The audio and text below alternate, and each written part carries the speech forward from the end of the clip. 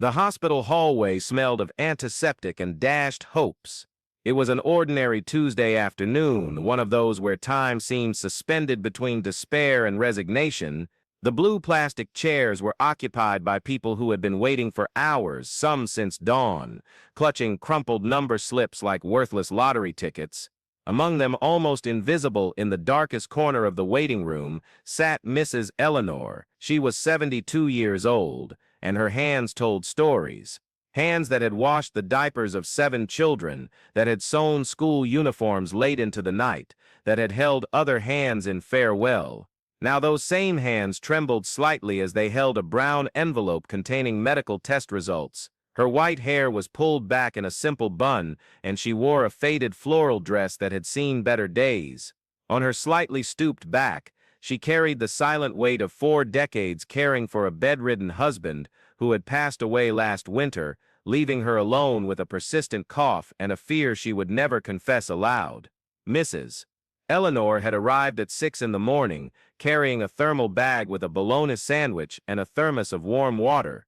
Her number was 47, and the digital display board, with its implacable coldness, showed that number 12 was currently being called. She didn't complain, didn't sigh loudly like the others. She simply observed the people around her with kind eyes, occasionally offering a shy smile when someone met her gaze. To her right, a man in a suit spoke loudly on his phone about million-dollar contracts, interrupting the call only to complain about the delay to the receptionist. To her left, a younger woman flipped through a celebrity magazine, sighing dramatically every 5 minutes. In front of her, a group of young people chatted about their weekend plans, completely ignoring the weary looks of the elderly around them. The hours crawled by. The digital board continued its relentless march. 13, 14. Mrs. Eleanor ate half her sandwich at 10 in the morning and saved the rest for later, knowing she still had a long way to go. At 2 in the afternoon, when number 30 was called, she finally allowed herself a short nap, her head gently tilting to the side. That's when he arrived. Dr. Ryan Miller was 28 years old and wore an impeccable lab coat. He had graduated 3 years ago from one of the best universities in the country and had just transferred to this public hospital after completing his residency at a private clinic in the city. His shoes still shone, his hair was perfectly combed, and he carried a leather briefcase his parents had given him at graduation. It was his first day in this department, and he was brimming with energy and ideals about how medicine should be practiced. As he walked down the hallway toward his office, Dr. Ryan couldn't help but notice the scene in the waiting room. Something bothered him deeply about the way these people were being treated, or rather the way they weren't being treated. The system seemed to move at the speed of cold molasses, and he could feel the frustration and exhaustion emanating from those blue chairs like invisible heat waves. His eyes scanned the room and landed on Mrs. Eleanor. Something about the woman's posture touched him inexplicably. She didn't show irritation or impatience like the others. Instead, there was a quiet dignity about her, an acceptance that wasn't resignation, but a serene strength he had rarely seen in his years of medical training. She seemed to be there not by right, but by a gentle permission that could be revoked at any moment. Dr. Ryan approached the reception desk and discreetly inquired about the organization of appointments. The receptionist, a middle-aged woman with thick glasses and a tired expression, explained the number system and how patients were seen in order of arrival. When he asked about the lady in the floral dress, the receptionist glanced in Mrs. Eleanor's direction and shrugged. That one. She got here early, but it'll be a while. Lots of people ahead of her. And how long has she been waiting? Dr. Ryan asked. About 8 hours, give or take. But she doesn't complain. So, the sentence hung in the air, laden with an indifference that made something twist in the young doctor's stomach. He nodded and went to his office, but the image of the woman continued to haunt him during his first appointments of the day. Between appointments, Dr. Ryan returned to the reception desk to check the progress of the number. At 4 in the afternoon, the board showed 35. Mrs. Eleanor remained in the same place, now finishing the rest of her sandwich with small, careful bites. She had taken a small water bottle from her bag and was taking measured sips as if rationing each drop for a long journey through the desert. It was at this moment that the first incident occurred. A well-dressed man, carrying an executive briefcase, approached the reception desk, brandishing his private health insurance card. His voice echoed through the waiting room like an angry thunderclap. "Look, I have an appointment scheduled for 4:30, and I can't wait around like these people. Don't you understand I have important commitments?" The receptionist, clearly embarrassed, explained that he would have to wait like everyone else, but the man was not satisfied. He began to make veiled threats about knowing important people and knowing how things work around here. Throughout this display of arrogance, Mrs. Eleanor remained motionless in her chair, staring at the floor. There was no judgment in her eyes, only a deep, familiar sadness, as if she had witnessed this scene many times before. A few people in the waiting room murmured disapproving comments, but no one dared to confront the man directly. Dr. Ryan observed everything from the hallway, feeling a mixture of anger and helplessness growing in his chest. He had studied medicine to help people, to alleviate suffering, but here he was, witnessing a different kind of violence, the violence of indifference, of unquestioned privilege, of dignity being trampled in the name of convenience. The man with the executive briefcase was eventually seen out of order, after pressuring the hospital administration. When he disappeared down the hallway, the waiting room returned to its heavy silence, but something had changed. The discomfort was palpable, as if everyone had participated in a collective injustice simply by not opposing it. Mrs. Eleanor continued to wait. At 6 o'clock, when many of the administrative staff were preparing to close up shop, the number finally reached 43. Mrs. Eleanor straightened in her chair, checked her exam envelope again, and waited. 4 numbers. Only 4 numbers separated her from a moment she had anticipated and dreaded for weeks. It was then that Dr. Ryan made a decision that would change not only that day, but his entire understanding of what it meant to be a doctor. He approached the reception desk and whispered something to the receptionist. Then, he walked directly to Mrs. Eleanor. When she looked up to meet his gaze, Dr. Ryan saw there a depth of experience and wisdom that his years of university had never been able to teach. "Are you Mrs. Eleanor?" he asked gently, crouching beside her chair to be at eye level. She nodded, surprised that someone knew her name. "I'm Dr. Ryan, and I'd very much like to talk to you in my office. Would that be possible now?" Mrs. Eleanor blinked several times, confused. "But my number. I'm 47, and it's not my turn yet." "Sometimes," Dr. Ryan said with a soft smile, "rules need to bend for humanity. You've waited long enough." He offered her his arm, and she accepted it with a gentleness that spoke of decades of caring for others.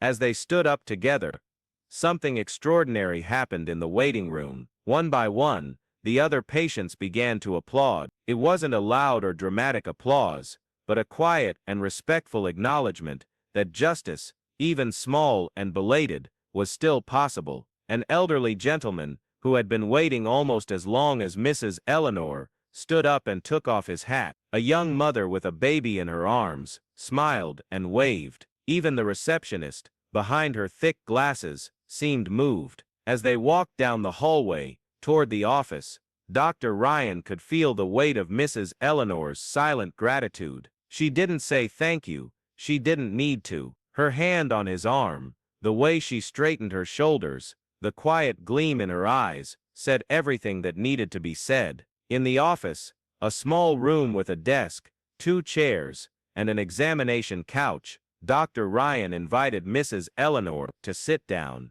He noticed how she carefully smoothed her dress before settling in, a small but revealing gesture of someone who always tried to present her best self to the world, even when the world didn't seem to notice. "Tell me about these tests," he said, indicating the envelope she was holding. Mrs. Eleanor opened the envelope with slightly trembling fingers and took out a series of X-rays and medical reports. Her voice was low and careful as she explained about the persistent cough that had been bothering her for months, about the sleepless nights, about the fear that had been growing silently in the back of her chest. "After my husband passed away," she said, choosing her words like selecting flowers for a bouquet.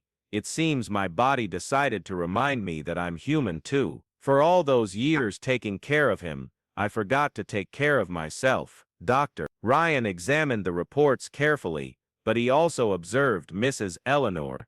There was a raw and honest vulnerability about her that touched him deeply. This woman had dedicated decades of her life to caring for others, and now she found herself alone, confronting her own fears in a cold waiting room, being treated as just another number in an overburdened system. At this point in our conversation, I need to pause for something important. If you are here, listening or reading this story, it's because you believe, as I do, that small gestures of humanity can transform the world around us. Therefore, I would like to invite you to subscribe to our channel and turn on the notification bell. It's not just about numbers or statistics, it's because stories like this need to be shared, discussed, and remembered.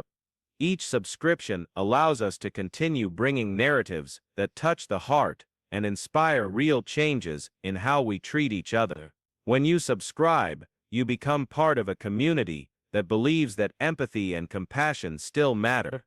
So please, click subscribe now. Your participation makes all the difference, and I promise you won't regret it. Now, let's continue with our story. As he analyzed the tests, Dr. Ryan realized that the results weren't as serious as Mrs. Eleanor feared. The cough was the result of a chronic respiratory infection, treatable with proper medication and some lifestyle changes. But he also noticed something deeper in the tests, signs of prolonged stress, of a body that had carried emotional weight for decades. Mrs. Eleanor, he said, carefully closing the medical reports. I have good news. Your tests show something we can treat perfectly, but they also show something more important. They show a woman who has spent her entire life caring for others, and now needs to learn to care for herself. Her eyes filled with tears, but they were tears of relief, not sadness. For all these years, Dr. Ryan continued, you've been your family's doctor. Now it's time to let others care for you too. He prescribed the necessary medication, but also something more valuable, time. Time for herself, time to rediscover who Mrs. Eleanor was beyond being a wife and caregiver.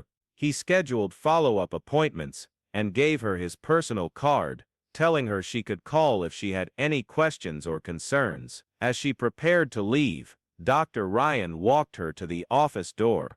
In the hallway, they encountered the receptionist, who had stayed late to ensure Mrs. Eleanor was seen. Dr. Eleanor, the receptionist said, using a title that made the elderly woman blink in surprise. Here's your return card. Your next appointment is in 2 weeks, at the same time, but now you have a scheduled appointment. No more waiting for a number. Mrs. Eleanor held the card as if it were a precious treasure. Dr. Eleanor, she repeated softly, as if she were savoring the sound of her own name being treated with respect. As she walked toward the exit, Dr. Ryan watched something magical happen. Mrs. Eleanor was no longer walking with her shoulders slumped. Her head was held high, her steps had a firmness that hadn't been there a few hours before. She had entered the hospital as an invisible patient and was leaving as a recognized, valued, and cared-for person. At the hospital door, she turned one last time to wave to Dr. Ryan. It was a small wave, almost shy, but filled with gratitude and renewed hope. That night, Dr. Ryan stayed in his office longer than necessary, reflecting on the day's events. He thought about the years of study, about all the advanced techniques he had learned, about the sophisticated equipment he mastered. But he realized that the most powerful medicine he had practiced that day hadn't come from any textbook or lecture. It had come from something much simpler and more fundamental, the decision to see a person where others saw only a number.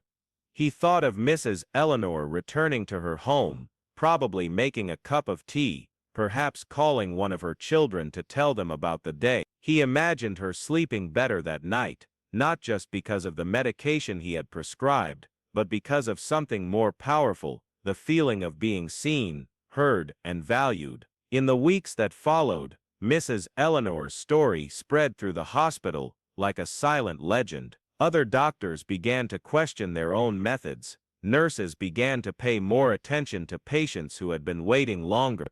And even the administrative staff began to treat elderly patients with more consideration and respect. Dr. Ryan never publicly spoke about what he had done. For him, it hadn't been an act of heroism, but simply the basic fulfillment of the oath he had taken upon graduating, to do no harm, and always put the patient's well-being first. But for those who witnessed the moment in the waiting room, it had been a powerful demonstration that change begins with small acts of courage and compassion. Mrs. Eleanor returned for all her follow-up appointments. Her cough gradually disappeared, and with it, some of the fears she had carried. More importantly, she began to take care of herself in other ways. She joined a knitting group at the local church, started taking morning walks with a neighbor, and even enrolled in an adult literacy course, something she had always dreamed of doing, but never had the time for. Her transformation was subtle,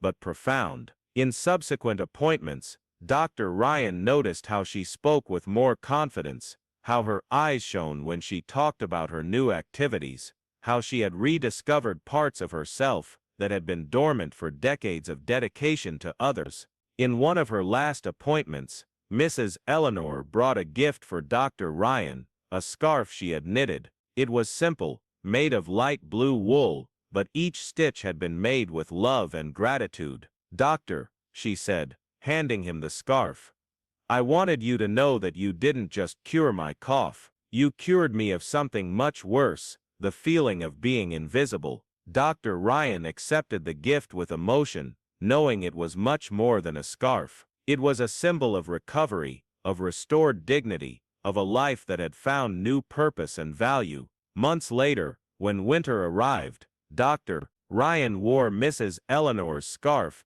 during his night shifts at the hospital. Colleagues sometimes asked about it, and Dr. Ryan would tell the story, not as a way to boast, but as a reminder of why he had chosen medicine. Mrs. Eleanor's story became a legend in the hospital, passed from doctor to doctor, from nurse to nurse. It wasn't a story about revolutionary medical techniques or complex procedures, but about something much simpler and more powerful, the transformative power of treating each person with dignity and respect. Over time, Dr. Ryan realized that that day had changed not only Mrs. Eleanor's life, but his own as well. He had learned that true medicine is not limited to the diagnosis and treatment of diseases, but extends to the recognition of the inherent humanity in each patient. Years later, when Dr. Ryan became head of the department, he implemented changes to the hospital's patient care system.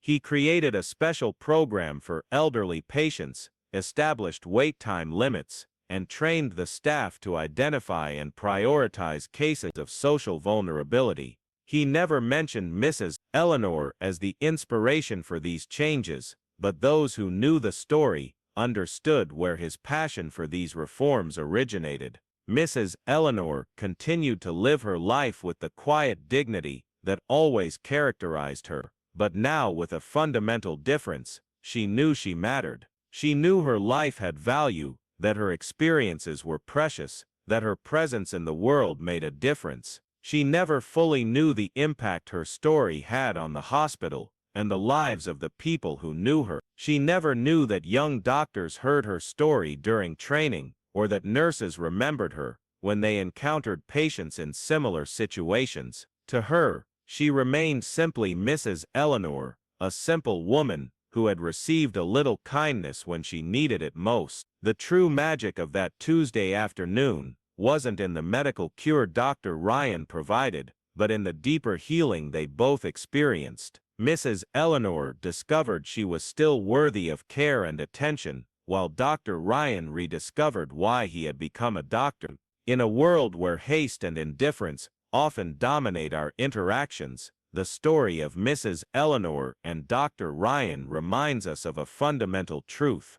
Sometimes, the most revolutionary act we can perform is simply to stop, see, and acknowledge the humanity of the person in front of us. The echo of that afternoon resonates to this day in that hospital, in the lives that were touched, and in the small changes that multiplied into waves of compassion, because in the end, it's not the grand gestures that transform the world, but the small acts of kindness that happen when we choose to see beyond the surface and recognize the inherent dignity in every human being. Mrs. Eleanor's story teaches us that heroism doesn't need to come with fanfare or public recognition. Sometimes, the purest heroism manifests itself in the silence of a waiting room, in the patience of someone who waits without complaint, in the courage of someone who chooses to act when it would be easier to ignore. And perhaps the most important lesson of all is this: in a world that often makes us feel invisible, the simple act of seeing and acknowledging the other can be the most powerful medicine there is. Because all of us, at some point, are Mrs. Eleanor, waiting in a blue chair, waiting not only for medical attention, but for recognition, for dignity, for someone to see us, not as a number, but as a person who matters. The light blue scarf that Dr. Ryan kept for years in his drawer serves as a silent reminder that the greatest transformations begin with the smallest gestures of humanity, and that sometimes, healing isn't just about medicine, it's about restoring someone's faith in the goodness of the world.